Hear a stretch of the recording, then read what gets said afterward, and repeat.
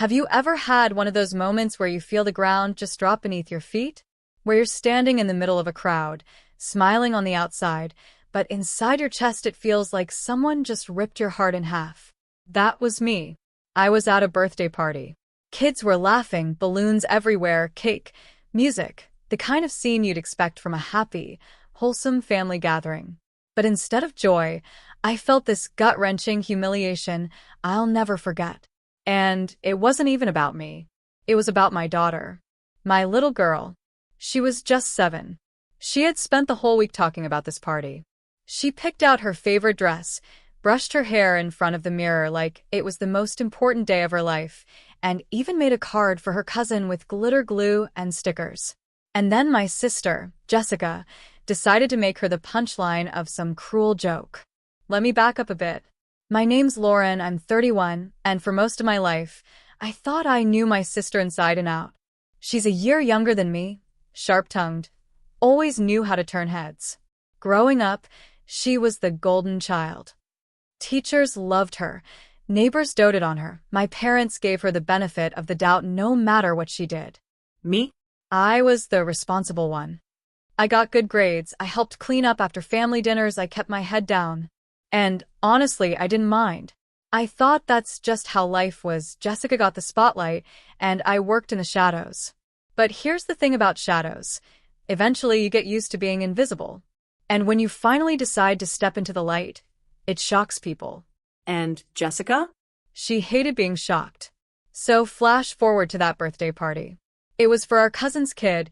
Big backyard celebration, bouncy house, music playing, tables stacked with colorful gift bags for all the kids. My daughter was practically bouncing in her seat, waiting for her turn. Then it came. They handed her a bag. But unlike the others, hers wasn't decorated. It wasn't stuffed with candy and toys. It was a plain, crumpled white paper bag. And taped to the front, a sticky note. It said, "Try harder next year." I'll never forget the way my daughter's face fell. 1 second, she was beaming, eyes sparkling with excitement. The next, she looked like someone had knocked the air out of her. She blinked, confused, then turned the bag over in her little hands like maybe there was a mistake. And the adults around us? Some laughed awkwardly. Some looked away. No one spoke up. Not a single damn person. I felt this fire light up in my chest. My hands were shaking so badly, I had to clench them into fists just to stop myself from snatching the bag out of her hands and throwing it in Jessica's face. But my daughter looked up at me, her eyes searching for reassurance, and I knew I couldn't break down in front of her. Not there. Not in that moment. So I smiled. A fake, brittle smile. I said, "It's okay, sweetheart. Let's go." And we walked out. We didn't make a scene. We didn't yell. We didn't slam doors or flip tables like you see in movies. We just left. And that silence? That quiet walk to the car? It was louder than any explosion I could have caused. But the silence didn't last. Because the very next morning, I decided something. This wasn't going to be just another one of Jessica's little games. This time, she messed with the wrong person. The drive home that night was silent. My husband's knuckles were white around the steering wheel, and I could hear my daughter's faint sniffling in the back seat. I didn't say anything I couldn't. My chest felt like it was being crushed, like I was carrying an anvil inside me, pressing down with every heartbeat. That stupid little white paper bag with the sticky note, "Try harder next year," was still sitting on my lap, like a parasite I couldn't shake off. I wanted to rip it into pieces to throw it out the window, but I just couldn't. Because I knew if I let go of it too soon, I'd lose the reminder. And that reminder was going to become fuel. When we got home, I tucked my daughter into bed, kissed her forehead, and promised her that she was safe. But as soon as her bedroom door clicked shut, my whole body changed. I wasn't broken anymore. I was on fire. My husband found me sitting at the kitchen table with my laptop open, folders stacked around me, and a notepad in hand. I wasn't just angry, I was methodical. See, here's what Jessica didn't count on. I don't explode. I don't scream. I don't create public drama for attention. No. I gather. I document. I build a case so airtight that when the moment comes, the person I'm up against doesn't even see it until it's too late. And that's exactly what I started doing that night. I pulled up years of bank statements, tax filings, Venmo receipts. I dug through old group texts where Jessica had begged me for just a little extra help. Screenshots of me paying for her utilities, covering half of her kid's school tuition one semester, even bailing her out when her car got repossessed. Every favor, every time she said, "I'll pay you back," but never did, it was all right there, hiding in plain sight. And I wasn't just collecting it for myself. I was building a record that would stand up to scrutiny if I ever needed it to. As I typed and sorted, memories came flooding back, times I had brushed off her cruelty, because family comes first. Like the Thanksgiving she made a snide comment about my post-baby weight in front of everyone. Or the time she told me, with a straight face, that my husband was lucky to have settled for me because I'd never do better. Each flashback was like gasoline on the fire already burning in me. By 3 a.m., I had a neatly labeled binder full of evidence. My husband looked at me with a mix of awe and concern. "Lauren, what are you going to do with that?" he asked. I looked up, my voice steady in a way that even surprised me. "I'm going to deliver it. Tomorrow." The next morning, the sky was heavy with gray clouds, like even nature knew something was about to go down. I walked up Jessica's front porch with the binder under my arm. My hands were shaking, but not from fear. This was adrenaline. I placed the binder squarely on her doormat, knocked once, and stepped back. She opened the door in her robe, coffee cup in hand, clearly not expecting anyone. When her eyes landed on me, and then on the binder, she smirked. "What's this? Another pity gift?" "Read it," I said simply, then turned to leave. Her laughter followed me down the driveway, high-pitched and mocking. But within 30 seconds, that laugh turned into a scream. A guttural, blood-curdling scream that echoed across the neighborhood. "You can't do this to me. You can't." Her voice cracked so loudly that a neighbor actually peeked over the fence, and within minutes, a patrol car pulled up because someone thought a domestic dispute was happening. I didn't even turn back. I kept walking, my chin high, my heart pounding with a mix of terror and triumph. That was only step one. Over the next week, Jessica tried everything: angry texts, voicemails laced with profanity, even showing up at my house pounding on the door. But here's the thing about a narcissist: they never expect consequences. And I was done protecting her from them. I called my lawyer, had cease and desist letters sent, and froze every joint financial tie we had. I cut off the extra help I had been sending her way every month. It wasn't just about money, it was about pulling the rug out from under her sense of control. Without me, she couldn't keep up the lifestyle she bragged about on Instagram. She couldn't make her mortgage. She couldn't even pay for the fancy gymnastics classes she used as social clout for her kids. And slowly, word started getting out. Because when people like Jessica unravel, they don't do it quietly. She vented on social media, vague posting about fake sisters and betrayals. But every time she opened her mouth, she dug herself deeper, because the people around her started connecting the dots. They remembered the way she always lived just a little above her means, how she conveniently had emergencies right after showing off a shopping spree. The final straw came 2 weeks later when I got a call from my aunt.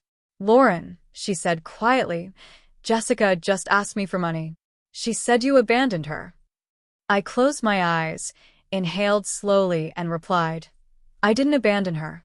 I stopped enabling her." There was silence on the other end of the line, then a soft, "Good for you." And in that moment, I knew the tide had officially turned.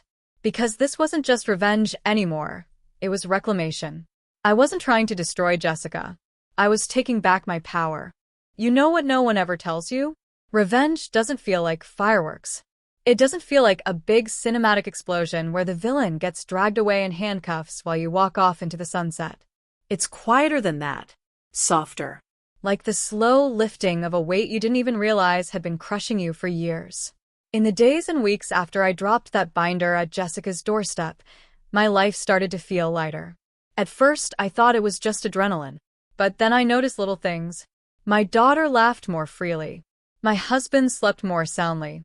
Even I caught myself humming while making coffee, something I hadn't done in months. It was as if my whole household had been holding its breath, and finally we exhaled. Jessica, on the other hand, was unraveling. She went from angry to desperate in record time. First came the screaming voicemails, then the tearful texts about how families should stick together, followed by more anger when I didn't respond. It was like watching someone cycle through all 5 stages of grief on repeat, except the grief wasn't about losing a person, it was about losing control. And boy, did she lose it. Within 3 weeks, her social media was a war zone. One day she'd post a picture of herself smiling with some inspirational quote about haters. The next day, she'd post long rants about betrayal, clearly aimed at me without saying my name. The problem was everyone who knew us could read between the lines. And slowly, the likes and supportive comments she'd always counted on started to disappear.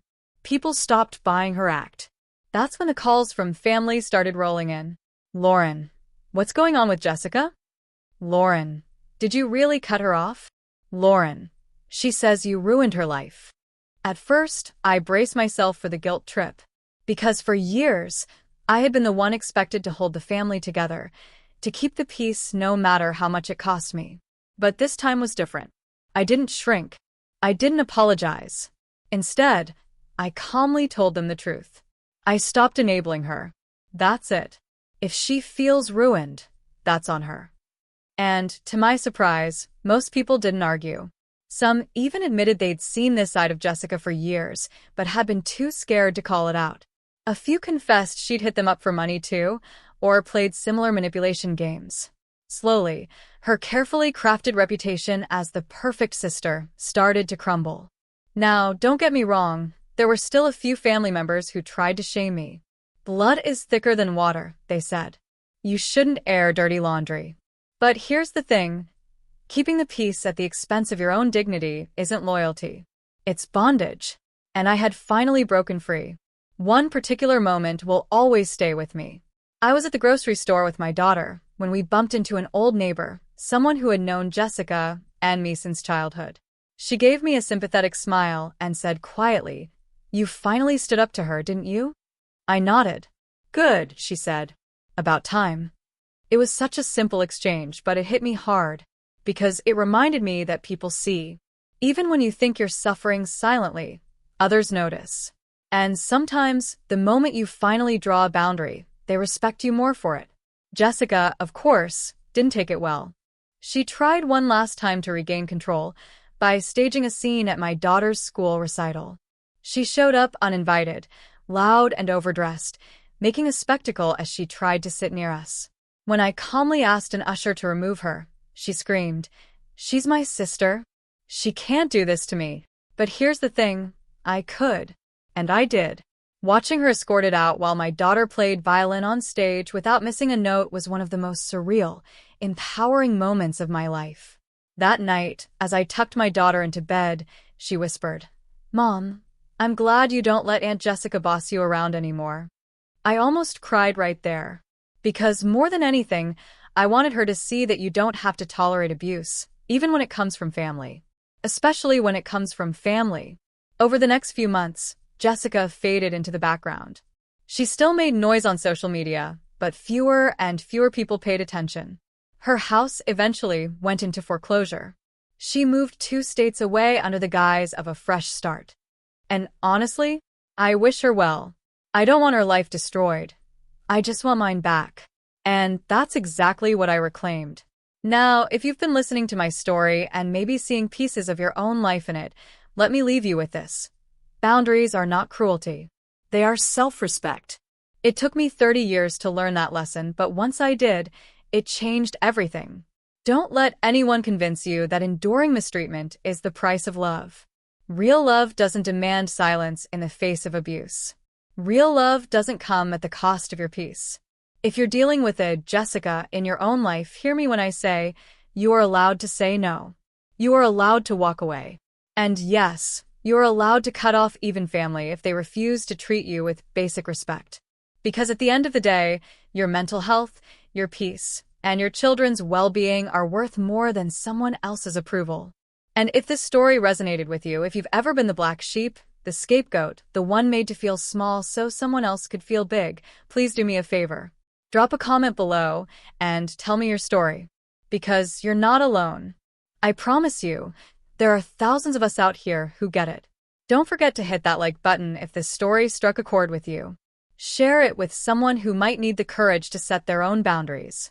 And if you want more real, raw stories like this, make sure you subscribe. Because sometimes the only way we heal is by telling the truth out loud. This was Lauren, and that was my story. Thank you for listening.